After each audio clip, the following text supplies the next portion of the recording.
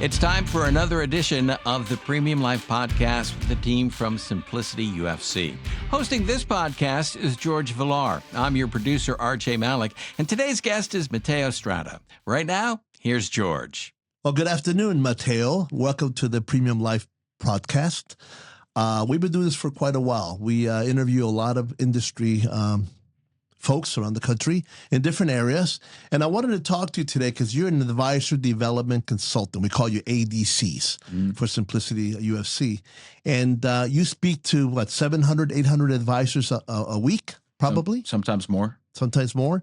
And you get a hold of a lot of them, right? Because they're waiting for solutions. They're always looking for solutions. We're going to talk about a lot of things today, but marketing is going to be something that you've asked me a lot about lately because a lot of the number one concern that advisors have is, how do I prospect? Sales are important, conversion important.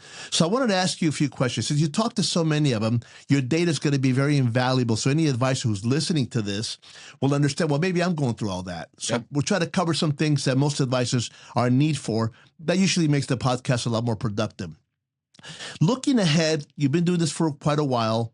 Where do you see yourself going with all the information you're getting, all the advice you're speaking to? Where do you see your future? Well, my future as far as like how I can help advisors, marketing is probably what they ask for. They want marketing the most out of anything. That's usually the solution that they're requesting. But besides that, helping them from day-to-day back office support, helping them get in front of new prospects.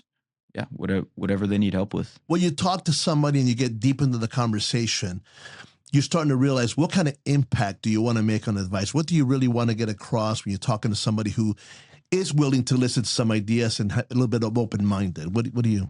Well, when someone is an open-minded advisor, it's obviously so much easier. I'm calling, sometimes 800 to 1,000 people a week. I talk to a lot of people that, they're kind of like set in stone. They don't want to hear anything new. But the ones that are open-minded, those are usually the guys that we want to work with because those are the guys that make the most money. Those are the guys that really outperform their competition. The biggest thing that I'm trying to get across to them is we've been doing this this company's been here, 30 years? More than that, yeah. Your marketing program has been around for 30 years? 30, 35, yeah. How many advisors are we talking to that have been doing it for 30 years? Correct. Good handful. So what if I could bring them a solution that has been tested for 30 years? So our program, Marketing Advisors into Millions, and we're very careful how we name that program because it has to do that. Otherwise, the name wouldn't be valid. Yeah. 31 years of data. We've done 1.7 million campaigns. You have all that information when you share with the advisors. Why are some of them not changing or understanding the ROI? For example, we're looking at ROIs of 100% to 700%. When you talk to people about this program, to advisors, I should say, what do you see? The majority may not catch on right away because they're bombarded. I hope you agree with this. They're bombarded with all types of marketing. The leads, the pay-per-lead stuff, all of that stuff. Guys are constantly calling them. I think they're getting like 14 calls a day on average. Okay, a lot of digital people, upstarts coming up. Hey, you're missing out on digital, AI. Yeah. And regardless of all that, your message with the program, Marketing Advice in the Millions, is we'll put you in front of people that have $250,000 or more in assets, up to $3 million. And we've been doing it for 31 years. Why is it difficult for them to understand that they have to invest in marketing? Why is it difficult for them to understand? I think a lot of times they've heard of people doing the dinner seminars, our specific strategy for marketing, and maybe they've heard a bad story about it. Maybe they've heard that there's plate lickers there, that there's people that just show up for the dinner. So they're going to be hesitant, and naturally they would be hesitant, right? Because it's an investment. But I think that once they can overcome that and just think there is a possibility that if they do get in a room full of qualified prospects, they can make money, usually they start to look at it as a serious strategy. I saw you and one of your partners here put together a chart, to show them like a crystal ball type. If you do these many seminars, you get this many prospects. Roadmap, yeah. A roadmap. You close this many deals. I saw what you guys put together, and they're talking 300% return on money. Yeah. So, and that's based off of data. Yeah, data. And then you mentioned in the presentation that I saw you make maybe a couple of weeks ago, I saw you do a podcast of your own. You mentioned to the advisors numbers that were pretty, to me, it had been realistic for 30 years, but to you guys that are getting into this business and getting people to do the promote themselves, I was amazed to see how many advisors balked at investing, $10,000 to make 40 within 30, 90 days. Yeah. We give you all this information. You just gave me the challenge that you have not understanding or hearing bad stories or not doing enough seminars. You have the data of 1.7 million campaigns. Do they not listen to the data? Is it difficult to them to believe it? They don't believe it. Why do you think? I don't know. Maybe because they're used to making people, like 7%? Well, that's ironic, right? The advisor. Yeah, it's the craziest thing. You mentioned that the other day to me, George. What do they make? What do you make in your money with your wife, Jill? And what does your advisor make? What does your advisor make you? 6-7% of my money. What if I could make you 100%? And we talked about this. You go get a loan for a car for $80,000. You get a loan for a house for $600,000. So you drive to work, you use the car, you live in your house. I mean, there's the benefit. Yeah. But when you invest in marketing, that kind of money, it's 4 or 5 times the return. It's difficult for me to understand why you would go to the stock market and buy a mutual fund that's 6%, 5%, and you wouldn't invest that same money in marketing that gives you 100%. Yeah, I know some realtors. I was talking to a couple. Everybody has realtor friends. They love marketing. They buy leads. I mean, if I told them I could get them in a room full of people that are looking to sell their home, they would all do it. They would all do it. I don't understand some advisors why they're so hesitant to do something that's so effective. Yeah. I see a lot of digital companies, again, confusing the industry, do this, do that. And then I think you guys did a study and told us that the majority of companies you looked at, when you hear from the advisor telling you these names, you look them up and they're small. They've been in business maybe a couple years. A lot of times they don't even have an office. They don't have an office, and they depend on the internet, AI, and it's so difficult to me. And I've told you guys this, 55 and older is where all the money's at. Sure. Every industry in the country is targeting that audience for many things, vacations, travel, medical. So they're bombarded. That audience is very guarded.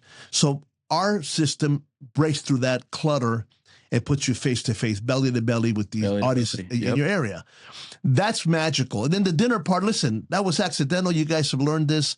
The dinner was accidental in 1993. How did that come about? An advisor asked me to do some direct marketing for him. I'm a direct marketer by trade. When I got out of college, I went to direct mail.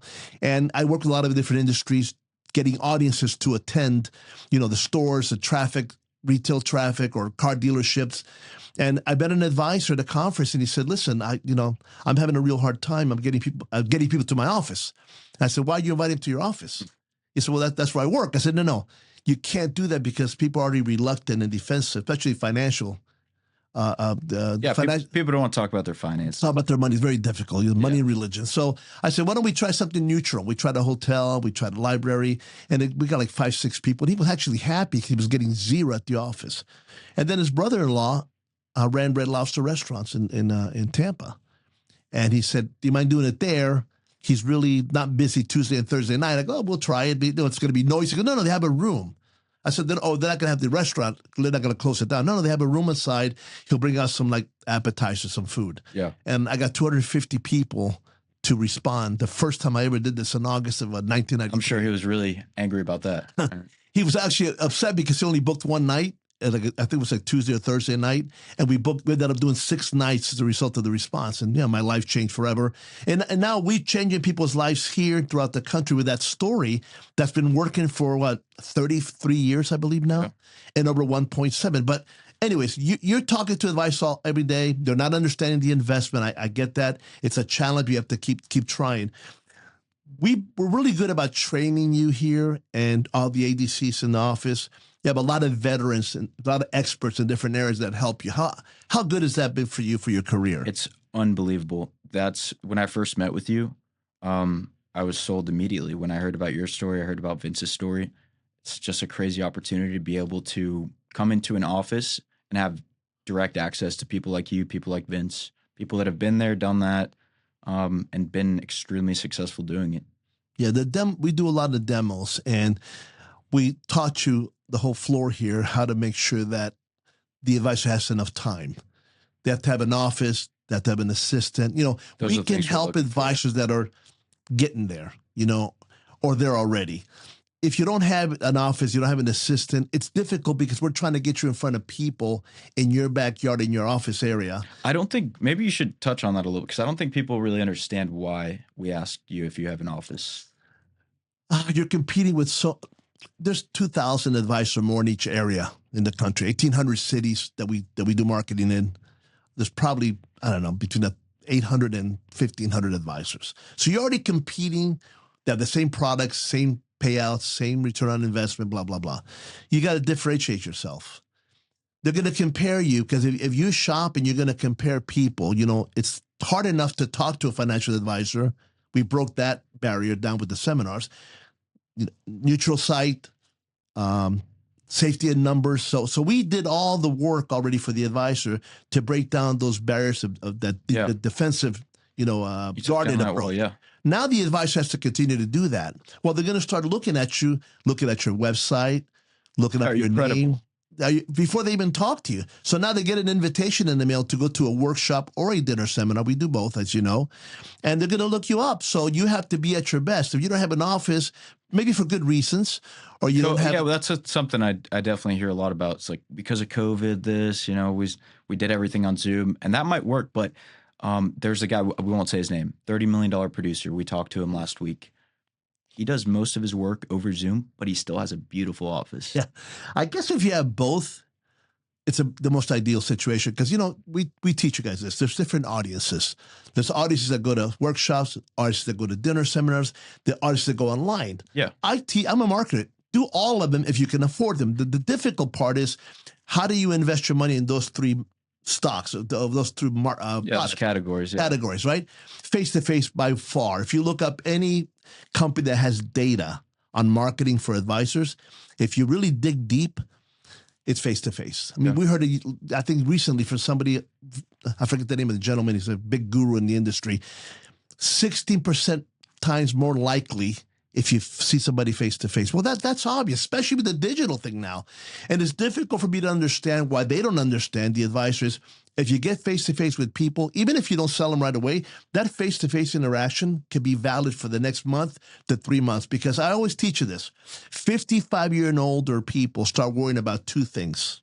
Very, very concerned about two things. Their medical and their financial situation. Because if they don't take care of those two things, Mateo, what happens is it can bring you to your knees. Yep. So again, I told you the story why we did this, how it happened. It's that they feel safety in numbers, face-to-face. All that is working for the advisor besides his expertise or her expertise. Now, obviously, you hear some good things and bad things about marketing, mostly on the digital side because digital is difficult to manage. It goes to everybody. Anybody can respond. What have you heard out there, people that are doing some marketing that's kind of working? That's probably the hardest part of my job when I am talking about marketing, because most of these advisors have at some point tried the digital marketing, and because of that, they think marketing doesn't work. So they have some guy who emails them, sets up an appointment, tells them that they can get him 20 leads a month, and then the leads are terrible. They're charging him $1,000, this, that. So then when somebody like me calls him, it's much more difficult. Do you find that the affordability, if you call it that, because it's really an investment, it's not a cost, do you find that the affordability is based on their production numbers also? Yeah. Yeah. And like if you've had success in the past with marketing, you're going to want to invest more. But yeah, production, if you're not doing the numbers and you can't pay for the marketing. So when you call advisors, not to discriminate against anybody, but obviously our program, like products, fit certain people for retirement. Certain products fit the advisors for their marketing. What kind of level of production do you think they need to have to really, for us to boost it? Because that's what we do, right? We take an advisor who's doing well to do great, and a great advisor to do excellent or better than great. What is the level of advisor? They have an office, they have an assistant. What number of production they to be around for us to really?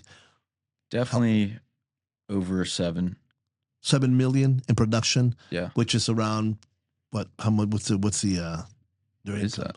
Huh? I don't know. So my take. I'm not very good at math. That's what you do, right? Yep. My take is, if you're making $200,000 or more, you have some money to put aside. To me, listen, Yep. as a marketer, I'll tell any advisor who wants to listen, invest 10% of your earnings immediately back in. It's a better investment in the stock market. Put it in marketing. Marketing that works. 10% of your income should be. So if you have 200,000 plus in revenue and income, you could probably start looking at promoting yourself. And by the way, promoting yourself, I mean throughout the whole year, not just once or twice. Like radio and TV, you have to be out there, billboards, you got to be out there constantly.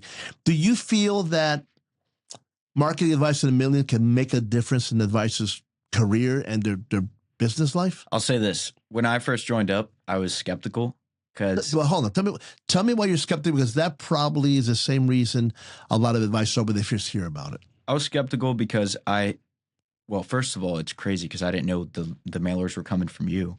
But I see my parents getting them, inviting them to, you know, this steakhouse, that steakhouse. I did not. My parents never went, so I was like, people probably won't go. And then when you told me that that's what you do and that's what you've been successful doing, it's like, okay, maybe some people go. And then you introduced me to the people that are actually doing it, and I hear stories. And so a lot of times when I call people, they're already doing this, and those are the ones that are making the most money every time. I've never heard of a top producer say that he got there or she got there buying leads. Never. Yeah. I have a saying, you know, it still holds true after 31 years. I've never, like you, I've been at it more than you have, but I've never met a top producer that didn't pay his way to become a top producer. You know what I mean? You got to buy your way to the top like sometimes. To have a beautiful house, beautiful car, beautiful watch, purse, whatever you want. You invest, cost you money. Good marketing and marketing that works costs you money, but there's a return. Look at the return on investment always before you make a decision on marketing. Find out. You know, I tell advisors, dig deep into the companies. Been there 2 years. Why would you risk it? You buy A-rated products in the financial services to sell to your to position your investment with your consumers. I'm gonna steal that. I'm gonna start saying that. Yeah, because they would never sell them a B-rated or a C-rated company. You have to afford to become a top. I know it's the most difficult thing for me to say. You have to afford to become a top producer. You have to afford to become a good salesperson. You have to afford to become a good father, a good friend. It costs time and money to be good at something. And I hope you guys are learning that. And based on that, Mateo, when an advisor asks you about our program, how much data can you give them to prove to them that they can get started and in 30, 60 days, they're getting a return on their money? I mean, I can give them data on that phone call. We have a really cool system. Anybody that's listening, if you guys are interested in that, give us a call. I can I can tell you all the numbers in your zip code within a 5-minute phone call. So asset levels, zip codes, we do all the research. We have an opportunity report that we give them based on their area of how much life insurance and annuities they can sell. Very, very using technology to its very best to give that advisor a good feeling before he does anything or she does anything in their area. We have mapped out a 5-10 mile radius and give them a lot of data before they make a decision to promote themselves. But what I will tell you that those reports do, it makes you realize where the money's at and how you have 1,000 advisors competing with you. My last thing, you asked me the other day, in an area, even there's 1,000 advisors, how many are really doing workshops and seminars? What did you find? I have some numbers in mind. What do you find? 30%, 20. Okay, so very few. I tell everybody in 1,800 cities, I could give you the analysis, data, analytics. There's around 3 or 4 people really promoting themselves. So you have a phenomenal opportunity. You know, I was driving by a street the other day and I saw 7-Eleven, Racetrack, Mobile in the corner. And there was some construction in the corner. And I stopped by to get an energy drink, but I shouldn't be drinking, by the way. You should not be doing that. I know you guys tell me all the time, you tease me, but I thought I won't mention the name. But so I asked the gentleman that 7-Eleven, said, you know, hey, what are they building? He says, a Wawa. I go, what? He said, yeah, a Wawa. And he said, we're all upset about it. We've been here for years, and Racetrack came like 2 years ago. And I said, you know, I got in the car, I thought, you know, I got to tell that story. Wawa comes and builds where there's already traffic. So if you're worried about marketing your area because other people are marketing, do the same thing Wawa does. join them and be the best. Yeah, just be the best. When you talk to advisors, how convinced are you that you can show them how they can get in front of 20 to 30 couples? Altogether, they probably have $20 million in assets. I can guarantee them that I will put them in a room full of qualified prospects. A 1-hour interview. Is there anything that you could tell me when you talk to advisors about marketing, about promoting themselves both? What frustrates you the most? They don't believe it. They don't believe the numbers. They don't believe you can do it. Is it you, the system? Is it the company? Is it FMO? Is it the historical return? It's definitely not that. I think when I tell them that, I have Jorge Villar upstairs, founder of Leading Response, RME 360. If they have ever looked into marketing, they know that company. It's just they don't believe that they can do it. Now let's finish with this, the Premium Life podcast. Premium Life is, we pattern ourselves and we abide by helping the advisor live a better life, a premium life. And then we teach him how to have his clients live a premium life. Yep. When you talk to an advisor who has millionaires, what do you say? I say, we have this guy. His name's Vince Muno. He is probably the country's leading expert in advanced wealth planning strategies. And if he does have these clients, the millionaire clients, let's hop on a call with Vince, and Vince will show you how to capitalize on those prospects. So if they have 4 to 5 clients or more that have $1 million or more, we have a couple of program strategies that we show them. Vince, like me, does the demo presentation with you. How effective has that been in your calling out to advisors, finding out how you can help them? Pretty effective. And why? They're all well, I mean, the money. There's not a lot of offices that can say they make their advisors over $1 million on single cases, where I think we're very few in that. So when they hear that, they get pretty excited. The average commissions to an advisor who last year, I think it was in these types of cases, I think it was like 300,000. So is that hard? All the way up to 3.2. So they might have a hard time believing in marketing. Now you tell them that, now they go, wait a minute, what? Yeah, I think it's a pretty good solution that you have with you as a tool, as a strategy to help an advisor grow their business. Yeah, we have a couple cool things. I mean, if you're already writing IULs, we have a strategy that we're borrowing money from banks and it doubles your commission. It's a better solution for your client. The numbers look way better. So we have solutions for pretty much anything. I've always said the client that participates in those high wealth strategies benefits the most, then the advisor, then us. Without a doubt. Yeah. I mean, Vince says it all the time. He speaks with high net worth individuals all day. 70% of them don't have any estate planning. Correct. And why do you think? I don't know. They're busy. I think we can get, they're making money like all of us. Vince and I talk about ourselves. We started making money. We just spent it and invested it. Yeah. We didn't think of getting it organized. You do that later in life. But again, with all these services that you offer, Mateo, you're going to be very successful here. Thank you. Again, keep talking to the advisors.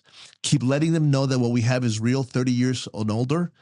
And talk them away from doing things that they're not going to work, because that's what causes the doubts in people's minds in the industry, is that a lot of people come in and out of the marketing or the investment side and they do something temporarily and they walk out and there's no credibility. You have the credibility. I've heard great things about you. Thank you for joining me today in the Premium Life podcast. We'll be doing this a lot more. If you have any more to add, please let us know. We'll do another podcast. Thank you for your time, my friend. Thank you, George. Good luck. Mateo Estrada, thank you. Thanks, George and Mateo. And most importantly, thank you for listening to the Premium Life podcast with the team from Simplicity UFC.